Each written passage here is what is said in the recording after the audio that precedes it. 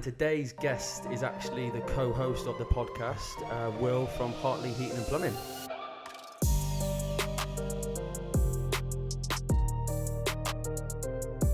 I think I didn't actually want to be a plumber. I didn't know what I was going to be.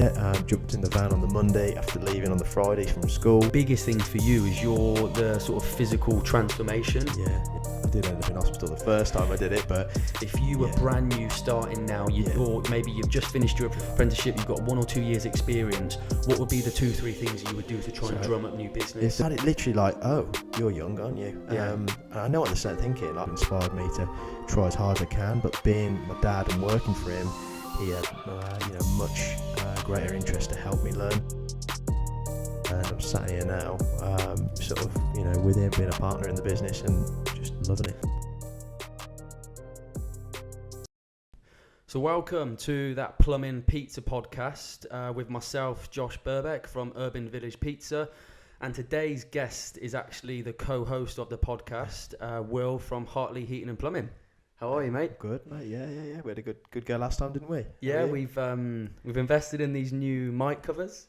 A little bit into the future here. We're sort of trying, aren't we? A bit harder, so might be able to see our faces a bit more this time. And yeah, that's it. So we're learning as we go, but super excited about today's podcast. So we're going to go into a little bit more information about Will's business, Hartley Heating and Plumbing. So we're going to find out how it all started, where it all began, what it is you're up to today, some of the challenges that you've had over lockdown with running a small to medium business, and then a little bit around social media and YouTube, and then your potential sort of future goals and plans for the business. Yeah, sounds about right. Wonderful. Yeah. So I think the best place to start really is sort of where it all began and how it started. Yeah. Well, I mean, like back to the school days, she's getting on a few years now, being 23.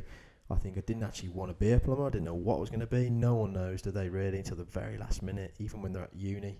These kids don't know, do they? Mm-hmm. So I got my grades, and at that point I realised I wasn't gonna get into certain stuff unless I go further into further education, which I didn't want to do. So yeah, Dad was a plumbing and heating engineer at the time, and after being in school holidays, working with him through all of those weeks, I think I learned so much just then and realised that actually this could work. Yeah. I mean, I think it's always difficult for people at school because I think in the UK people are expected to finish at 16, go to college or university, and there is somewhat pressure of you need to know what it is you're going to do at that age. Yeah. So do you feel that it helped, obviously, your dad already being a plumber and being in that side of things? I think it did. I mean, what I actually wanted to do was wanted to be in the police, which is completely different. And then I realised that I might have to go back to uni, and that was just way out of the equation. So jumped in the van on the Monday after leaving on the Friday from school, and I'm sat here now, with him, being a partner in the business and just loving it. It's crazy. So what were your grades like? Were you academic or? No, I mean, I didn't get maths. I didn't get English. This is, in all honesty, I got art. So maybe that was saying something about being, good with my hands or, being good with pipe work eventually. I didn't know. But I think he looked at me and said, come on, let's have a go. So I think that shows to people out there that even if you're not the most academic, definitely, or you're not getting A stars, A's and B's, it doesn't mean that you're not going to go on and maybe be successful, run your own business. It's not the end of the road. I'd love to go back into schools and say to these kids, this isn't the end. This isn't the end. You can literally crack on, jump in a trade if you want to. There's not enough apprenticeships being taken on, is there? Yeah. So we get to do that ourselves. And I think for those that follow Will out there, so Will does have a bit of a presence on social media now. He's been doing it for a couple of years. I suppose if we're speaking specific plumbing, the question might be, okay, so you're sort of early 20s and you're running a business. But just to give a little bit of a recap, I mean, I've known you now for a couple of years, as we said before, sort of unofficial brother-in-laws. But for those that don't know, so your dad actually did start the business 10, 15 years ago. Yeah, so my dad, Mark, he came from a completely different background. He's a sales manager for a big German company, and I think he just got fed up, one day and literally changed tack, and that was it. He did really, really well, and I think his work ethic is just amazing. Sort of inspired me to try as hard as I can. But being my dad and working for him, he had much greater interest to help me learn and threw me straight in at the deep end in a good way. Mm-hmm. So whereas a lot of lads, maybe an apprentice, just carrying toolboxes for too long, they need to learn quicker. Yeah. And I had that, really, really lucky. Really and I think there's a couple of things there that I would want to sort of point out is, well, first of all, knowing your dad for the last couple of years, that people sometimes put this age on things, that when you're running a business, that if you get to 30 and you're not set up and you're not successful, it's too late to start a business. It's not, is it? But your dad being, I mean, how old was he? He would have been, like 45 or something? 45, married, kids, mortgage, completely changed what he was doing. Yeah, in a recession at the time. Yeah. That one we had. And it was obviously really worrying for him. But I think he rang up the guy that fitted our boiler at our house, and he amazingly had a job going. He later on took on his son, and they're great friends of ours now. So they're doing really well, and Dad took me on, and that's given me a career for life. So what made him make that choice? And it might have been a bit about the recession and working for someone for so many years and wanting to do your own thing. Why did he? I think because he did so much on the house, the extension, obviously we had that built, and he did so much there, and he was really good anyway. So he was really clued up on it all, and I don't know why, I've never really spoke to him about why it was plumbing. It could have been anything, couldn't it? Yeah.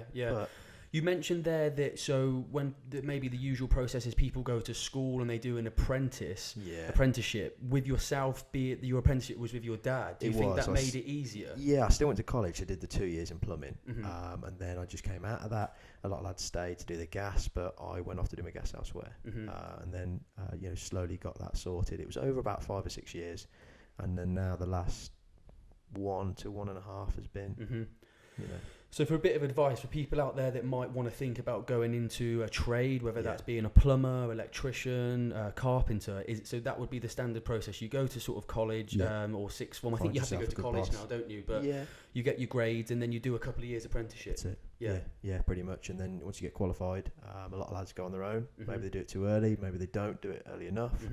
I think it all depends on where you are, and I don't know. Yeah, it's tricky, isn't it?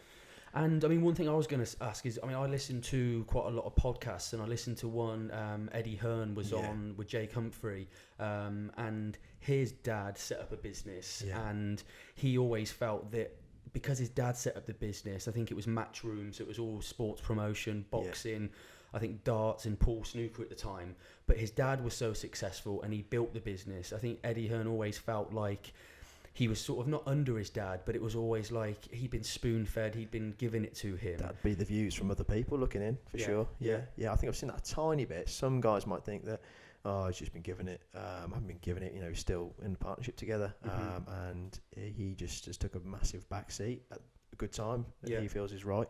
And I've just brought the business, maybe modernised it a tiny bit with social media, and I think he deserves a good break after what he's done. Yeah, definitely. And that's the one thing we'll touch about for later throughout the podcast, is really how Will's been able to adapt and modernise the business with social media and YouTube, and sort of take it to that next level. Because don't get me wrong, when I'm asking the question, it's not a case of going, your dad just started the business and you fell into it, because like I'm nearly 30 and I'm trying to sort of start a business. Do you feel, another question, that having your dad as a bit of a mentor, because I've spoken to friends, and when I've read books over lockdown, people have always mentioned that sort of having a mentor, if you can get one that you like, you trust, do you feel that that's super important? I think, definitely. Guys ask me on Instagram, which we'll come to later on, questions from them about what should they do, who should they approach, and I think you've just got to really get the right guy, and he's got to have time for you. They've got to have patience, so if they're not interested, straight away you failed. But to get the right person at the start, definitely. And that's why I think it's good, because my background's totally different. Like I'm into sort of marketing, social media. I'm on a laptop 9 till 5. I'm not very physical. I'm not very good with my hands or that such thing from a work perspective. But I think touching on that point of having a mentor, I suppose when you're going into a trade, doing your apprenticeship, whoever you go with, they are sort of your mentor, aren't they? Definitely. So I think having that 2-3 years of learning on the job really does make a difference. Who would have been yours with social media? Marketing. I think the good thing now is self-taught. I think just self-taught, but the good thing with social media is you can hop on to Instagram, Facebook, YouTube, and you can look at people out there and absorb their content. So your likes of your Gary V's, your Grant Cardones, you always have a mentor online, or one of those. That's it. But I feel that's still something that I don't have for, the pizza business, which we'll talk about in the next podcast. But I feel having a mentor is very impactful and can help take people to the next level, for sure. I suppose moving on then, so like being a plumber day to day, what does it involve? What do you do? Oh God, well, at the moment It's lots of silly season, as we call it. So it's up at 7 or 6, depending on what you've got to get from the merchants and how much, as these guys will know. But yeah, back at sort of maybe times at 8 o'clock, so out in the dark, back in the dark lately. It is hard, but it'll just be a case of planning. That's what I say to people, it's just planning. If you get it right in the planning, you'll be fine. So yeah, just make sure you're thinking about it. And I mean, are you doing more boilers? Are you doing radiators? Are you fitting bathrooms and kitchens? So we used to do a lot of bathrooms, or a few with me when my dad was working, but I sort of came away from it and looked at where we can, earn good money, and what we deserve, and what we should be really working on, which is boilers, and that's the way we've engineered it to be. So installs, we became Worcester Bosch accredited, which was great. Could offer warranties which others, couldn't, so we could, sort of get better with that. And then just slowly grow it into that. I think still servicing and general plumbing, but really everyone knows that there's a top part of it. And you've got on your shirt there, I think, Worcester Bosch. I mean, we're lucky to live in Worcester. We are, Do you feel that does that make any difference that you're from Worcester and it's the Worcester Bosch boilers? I know there's other probably boilers out there. Yeah, definitely. I've got nothing against the other makes. Some people are really against some of them, but I just fit Worcester because we are 20 minutes from the factory in my case, and then normally when I turn up, they've already decided what make they're having, and it's a Bosch. Yeah. So either their cousin works there, the dad works there, or just purely because they think down the road we're going to get a bit more help, later on, and they will. The fan hasn't got to come far for warranty work, so why not? Yeah, definitely. And we talk about it, and that's one of the reasons we started the podcast, is because the kitchen table business chats we have 3 to 4 days a week. We both got different businesses, and if we've had a bad day or any challenges, we like to talk through that together. I mean, you do 6-7 days a week, don't you? Yeah, sometimes. And this weekend, I've had a bit of a break. I think that is what we need to do more, us guys, because otherwise you do fall out of love with it a tiny bit, and you get to Monday morning. Yeah. The van's not in the right way. You can't find anything. Your mind's not right. So definitely, guys don't take enough time off. They're just chasing the money. Yeah. And I think really got to think of yourself. Which you know about that as well. Yeah, definitely. It's one thing I've struggled with, I think, is switching off. Because when you own your own business or you're running it for yourself, it's almost like if you're not working, you feel like you're falling behind, or you feel like you're not doing enough.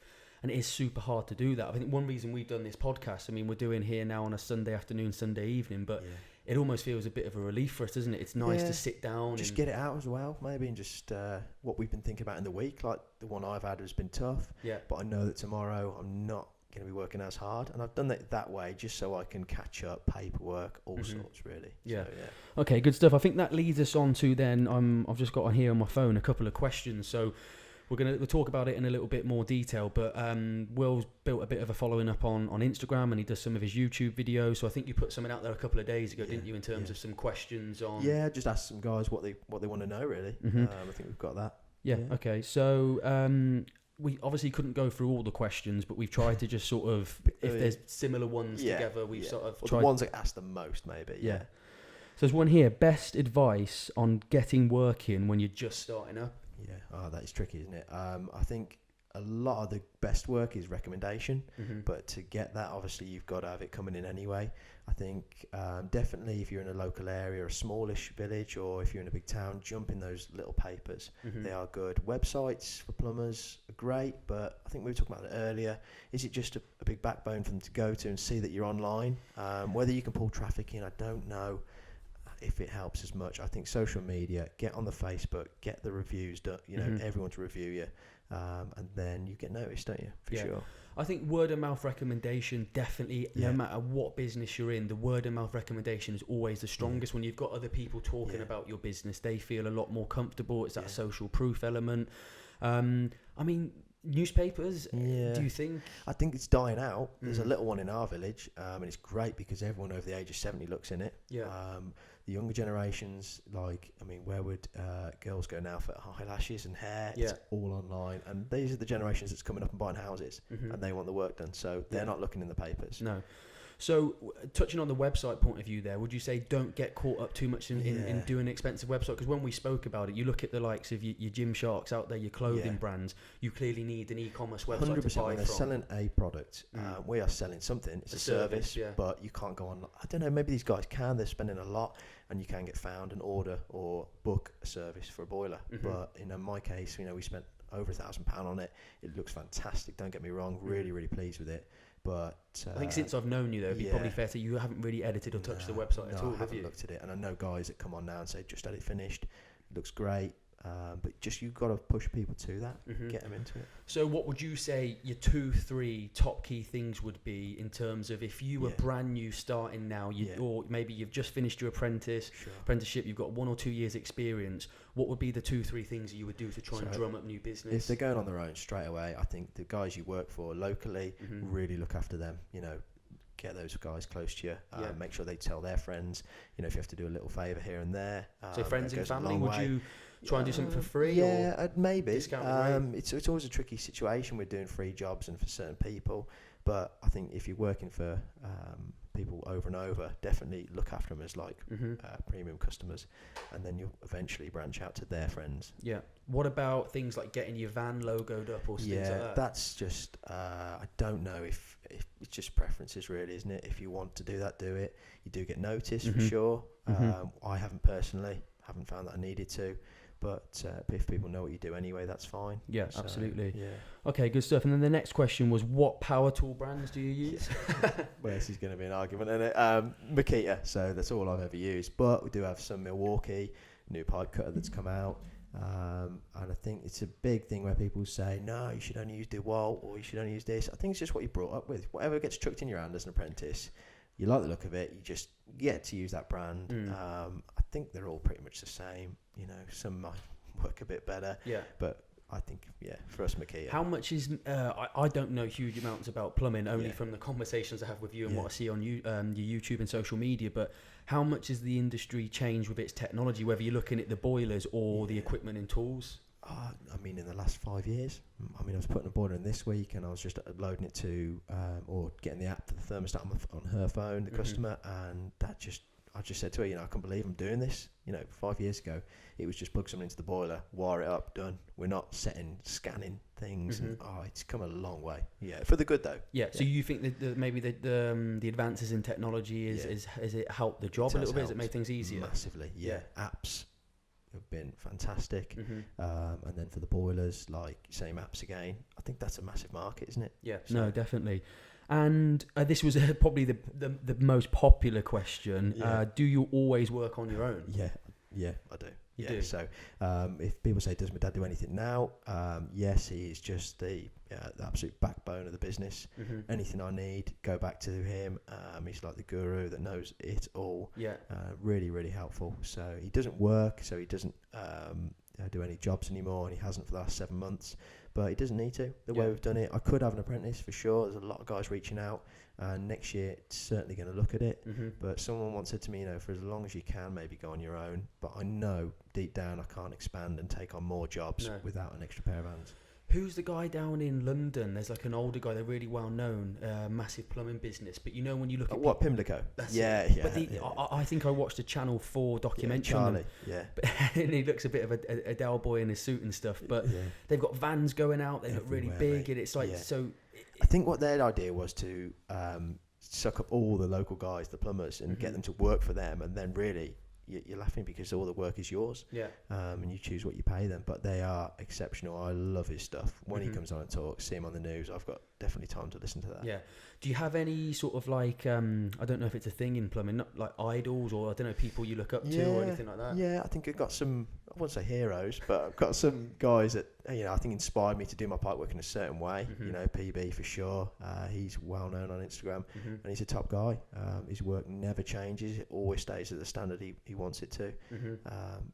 So guys like him, and maybe there's a few others. But, would you say that's a recommendation? Because I think in business this is always the topic where you see people at the top who are super successful that they always get frustrated that people maybe copy them. So say it's a clothing brand, for example, and they've been successful, they've got a name, they've got a following on Instagram, and then you see maybe these younger brands coming through to try and copy them. Is there an element of that in plumbing where people can is that a thing? Like the Instagram accounts slowly coming up and reaching the guys who are, I don't want to say famous, but they're influencers for sure. Because my pipework is only like that because I saw it on Instagram.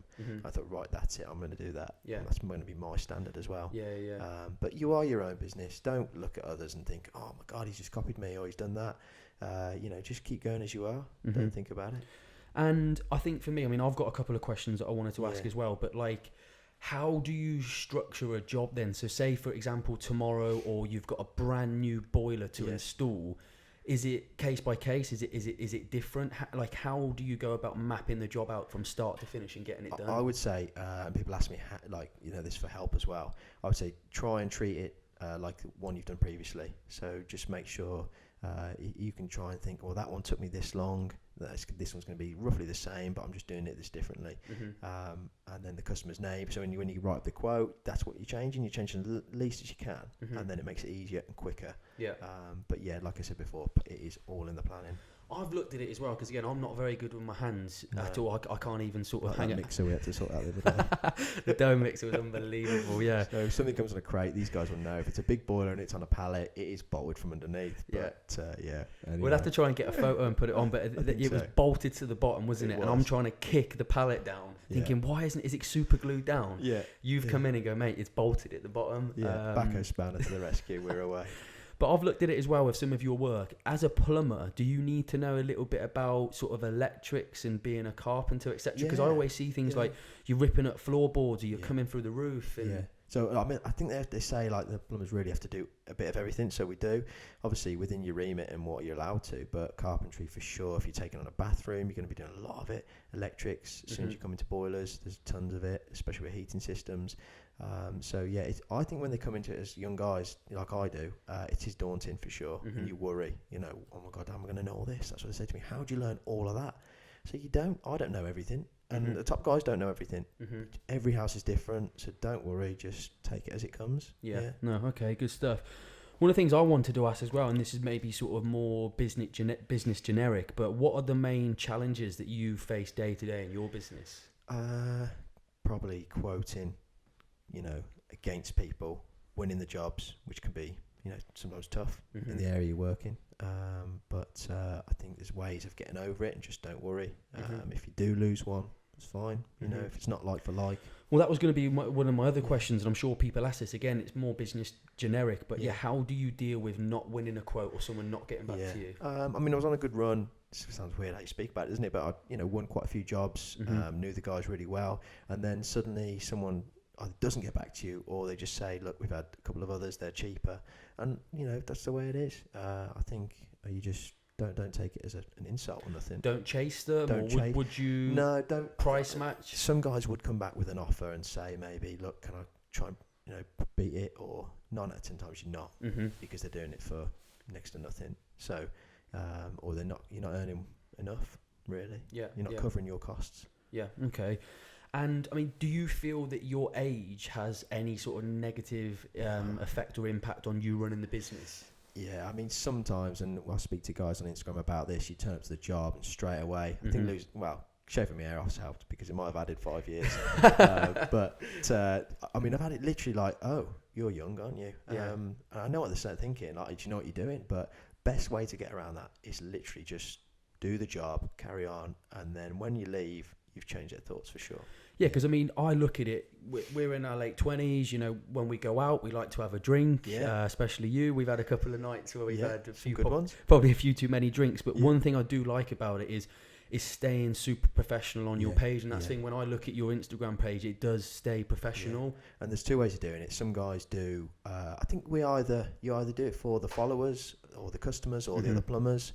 Mine is purely just for it's for customers and to make friends along the way, and I've made some amazing friends. I was having a game on Xbox the other day with my mate from CJB Heating. Shout out to Kurt, but it was really, really good. So meeting some great people along the way. Yeah, and we'll talk about it in a little bit more detail over the next sort of 10 minutes, but because you've got a bit of a social media presence, and I'm talking like 5,000-6,000, I'm not talking hundreds of thousands and millions. Nearly 6,000. Come on, get them a few more. Do you feel like with social media these days, there's a lot of trolling or there's a lot of negativity and stuff? Like, have you had any of that, or do you like? I've had a bit. Yeah, not bad. Mainly on my YouTube, I think, just because I'm fit in Worcester, and there's a big following against Bosch. I don't know why, but it's the same with other brands. Maybe if you fit just those only, but you just got to look at it as either. I don't know. What would you think? I think if you had something against what you do in the way you do the pizzas or run the business, it's tricky, isn't it? I think just ignore it if you can. Some people it might get to more, understand that. Yeah, I think we spoke about it before the podcast. I think one thing I would say with social media, not anything in general, but social media, you can dictate and decide who you follow and the content that you put out there. So I really do feel like it's all about having the right mindset you can block people if you want. You don't have to follow that person. You control what you put out there. And so I think it's just trying to be, I don't know the word, a little bit more just mindful of how you approach things. Trying to switch off. I know some guys won't. It really affects them. Mm-hmm. But 9 out of 10 times, that guy ain't got your number, so he's not worth speaking to. No, okay.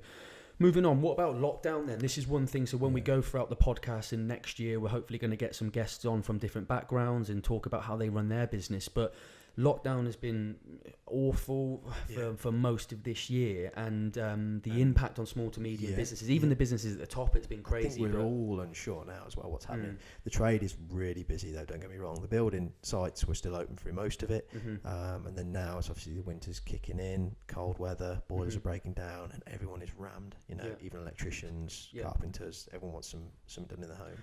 So would you say it's been good for you? I think it's been good now. The first one was tricky because they thought the virus was the end of the world, literally.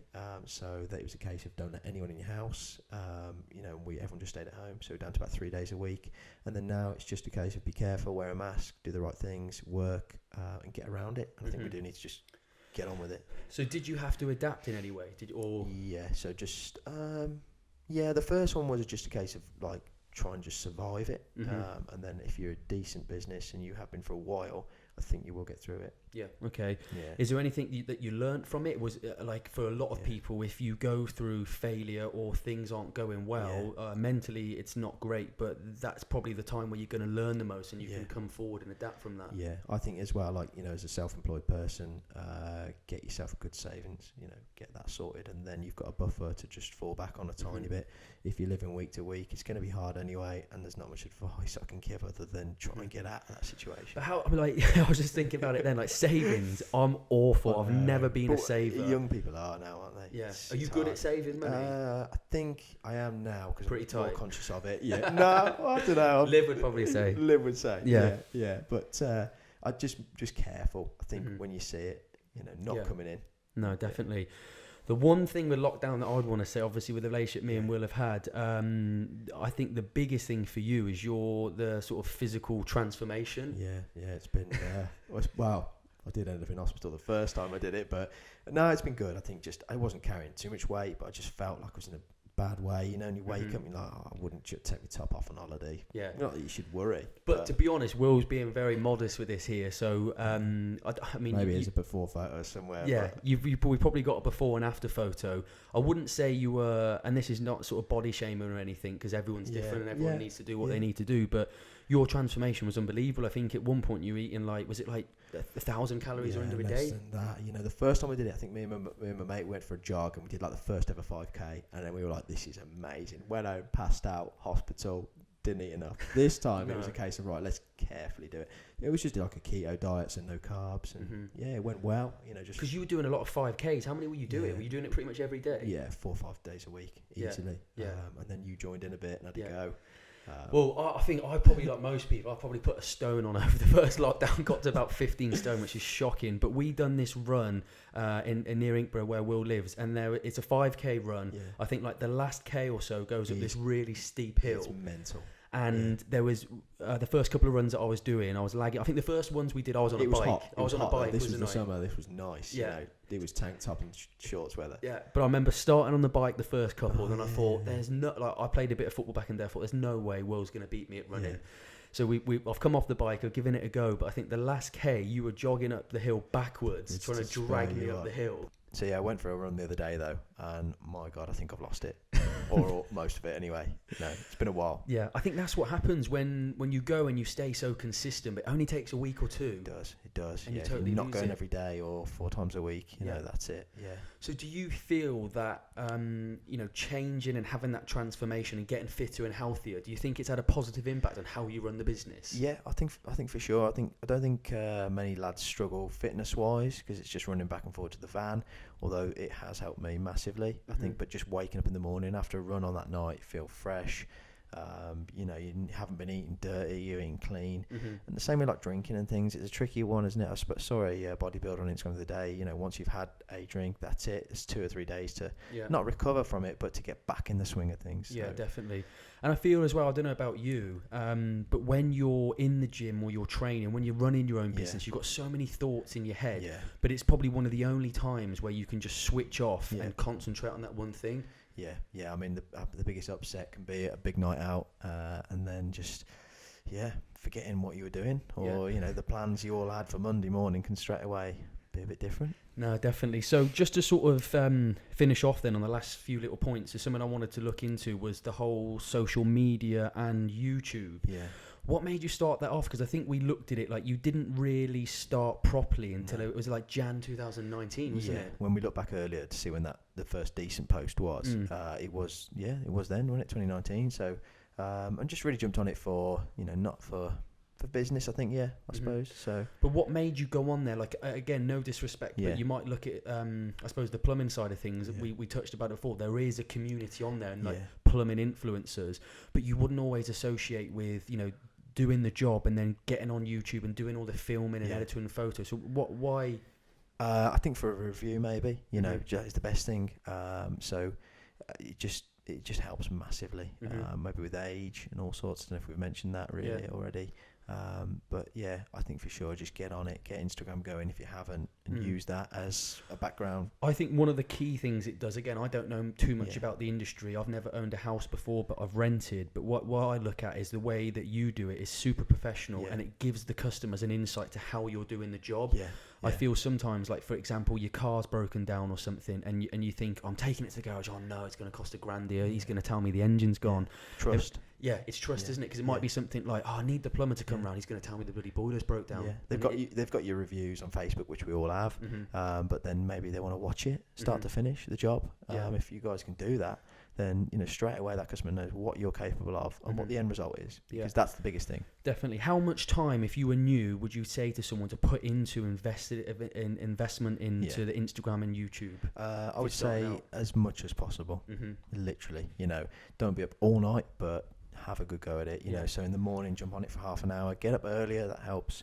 And then at night time, you know, we're all on our phones all day. That's all you need to do.